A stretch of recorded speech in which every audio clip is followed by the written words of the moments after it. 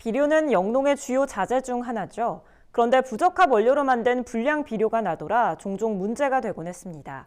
정부가 이런 부정불량 비료로 인한 농가의 피해와 환경오염 문제를 최소화하기 위해 최근 비료관리법을 개정했습니다.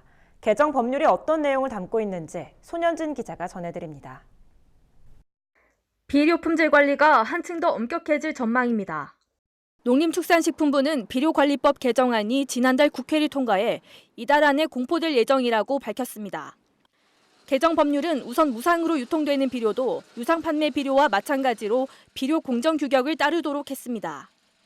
비료 공정 규격은 비료의 품질 관리를 위해 농식품부 장관이 정해 고시하는 품질 규격을 말합니다. 비료 주성분의 최소 함량과 유해 성분의 최대 함유량 등을 규정하고 있습니다. 그동안 비용을 들여 처리해야 하는 폐기물이 불량 비료로 농가에 무단 공급되는 문제가 꾸준히 있었습니다.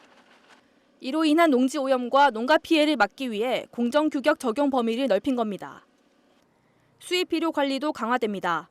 현행법상 수입 비료에서 중금속이나 병해충 위험이 감지되면 농정 당국이 수입을 제한할 수 있습니다.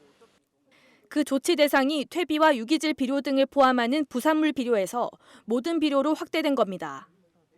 비료를 생산하거나 수입하는 업자가 6개월 이상 휴업할 때는 신고를 의무화하는 조항도 신설됐습니다.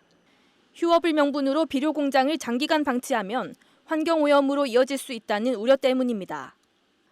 아울러 위법 행위로 행정처분을 받은 비료업자는 사업을 승계할 때 행정처분까지 승계해야 합니다.